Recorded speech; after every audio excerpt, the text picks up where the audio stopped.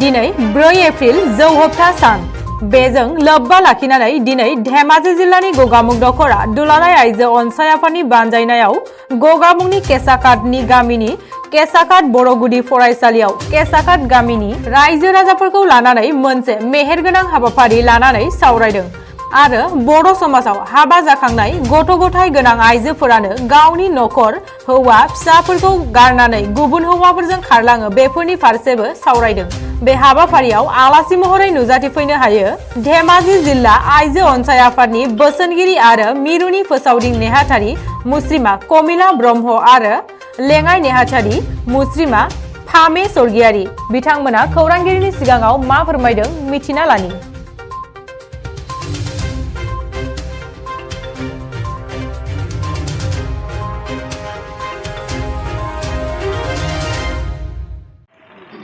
April जौहोबथा साननिखौ लोब्बा लानानै दिनैनि बे गेजेरजों जों मेसेज मोनसे होनो सानो जे दुलाराय बर' आइजो अनसाय आफादा दिनै जे आयदाखौ लानानै सावरायदों बे आयदायाव जोङो मोजाङैनो बाहागो लाबोदों रायजो राजाखौ लानानै जों मोजाङै सावरायदों। बे रायजो राजाया जाहाथे जोंनि बे दिनैनि बे दुलाराय बर' आइजो अनसाय आफादनि बुंनाय रावफोरखौ सोलिनानै मोजाङै जिउ खुंलाङो जों बेखौ आसा खालामो। जाहाथे नैबे दिनैनिफ्राय जोङो निसानिफ्राय गोजानाव थानांगौ आरो लोगोसे उन्दै बैसोआव हाबा जानाय बे उन्दै बैसोआव हाबा जायोब्ला जोङो माबायदि जिउ खुंलांनो हायो जोङो संसारखौ जों माबायदि गोग्गो आरो गोथार मोजां खुंलांनो हायो बेखौ जोङो दिनै जोङो बुंदों आरो बुंबावगोन।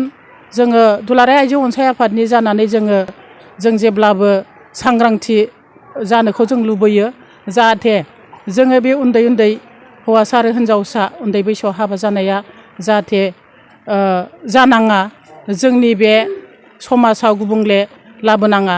जों नुगासिनो जोङो मियादिनि गेजेरजोंनो जों नुबोगासिनो उन्दैयाव हाबा जानानै दिनै गावनि हौवाखौ सिनायनो रोङाखै गुबुन बांगाल हौवाजों बाङालि बायदिसिना जाथिनि गेजेराव थांनानै दिनै आलाय सिलाय नुनाय गावजों गाव बुथारजानाय सोरखौबा जिनाहारि खालामनाय बेखौ जों नुबोगासिनो दं। जों ओंखायनो जों दुलाराय बर' आइजो अनसाय आफादा जों बेखौनो जों लुबैयो जाहाथे बेफोरबायदि जाथाया जोंनि गेजेराव फैया बा जानाङा होननानै जों सानो।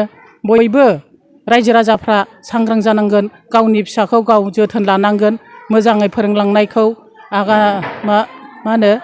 मोजां लांनायखौ जाहाथे बयबो लायो बेखिनिखौनो जोङो बुङो आरो जों बुंबोगासिनो मोनफ्रामबो जेरावखि मिथिं जाया दिनै आफादा एबसुआनो जा आबुबानो जा बर' साहित्य सभायानो जा ABWFआनो जा गासिबो मोनफ्रोमबो आफादा जोंनि जाथिनि गेजेराव बेले बेजे जानायखौ जोङो बुंबोगासिनो दिनै बोसोन होबोगासिनो। बे बेसोनखौ बिथांमोना लाया मुवा गासिबो मालाय हारिजों थांनाय सोरबा बांगालजों थांनाय सोरबा गुजरातआव थांनाय बायदिसिना गावनि जायगायाव मावनो हायै हाबा गैयै बायदि बिथांमोना खारनानै फिसा गारनानै फिसाय गारनानै बिदि थांनायखौ जों गोबां बोखाबोबाय आरो बोखाबावनो जाबावनो हागौ जाहाथे बेबायदि जाया।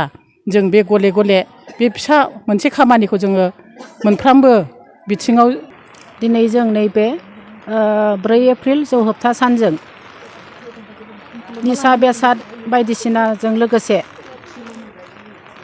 जायगानि गाज्रि आबहावा आरो सोलोंथाइ बेफोरखौ जोङो गासैखौबो आयदा लानानै सावरायनाय जादों। नंगौ जोङो नुनायाथ' नुबोगासिनो दङ बांसिननिफ्राय बांसिन जों नुगासिनो मेडियानि गेजेरजों जोंनि जेरावबो सारा जोंनि बर'ल' नङा गासै हारि माहारिफोरखौ गासैखौबो बिदिनो खारनायखौ नुदों। मानोना बियो उन्दै बैसोआव हाबा जानायनिफ्राय बांसिन जादों होननानै जों सान्दों। उन्दै बैसोआव हाबा जाबाय सोलोंथाइयाबो खम जाबाय सोलोंथाइ मोजाङै लाला बिसोरो फैनानै बिसोरो बेले बेजे रायजो जानायाव सोमजिफैयो न'खरजों गोरोबनो हाया हौवाजों गोरोबनो हाया बिनि थाखाय बिसोरो खारदों। बेनिखायनो जोङो सोलोंथाइखौ मोजाङै लानांगौ बेखौ जोङो राहा लागोन मोजां सोलोंथाइ लानांगौ आरो बैसो जाबासो जोङो हाबा जानांगौ बेखौ जोङो थांखि लादों। उन्दै बैसोआव हाबा जानायखौ जोङो होबथानांगौ जों बे थांखिखौ लादों। निउसनि गेजेरजों जोङो बेखौनो मेसेज हरगोन गासैबो आइजो माहारिफोरा सांग्रां जानांगौ आरो सोलोंथाइखौ मोजाङै लानांगौ आरो जोङो गामि गामि धोरोमसालिफ्रावबो बाथौआनो जा ब्रह्मआनो जा ख्रिस्टाना जा गासैबो धोरोमसालिफ्राव बेफोर बाथ्राखौ सावरायनांगौ उन्दै बैसोआव हाबा जानो मोना हाबा जानाङा हाबा जायोबा मा बेले बेजे सोमजियो सोलोंथाइखौ जों मोजाङै लाग्रोनांगौ बिनि उनावसो जोङो हाबाखौ साननांगौ बेफोरखौ जोङो मेसेज हरो आरो नोंथांमोना सानफ्रोमबोनि खौरांखौ मोननो थाखाय रिलाइभ निउज 24 बड' इउटुब चेनेलखौ साबस्क्राइब खालामनायजों लोगोसे फेसबुक पेजखौ फल' खालामनानै लाइक शेयार खालामनो दाबाव। गोजोन्थों।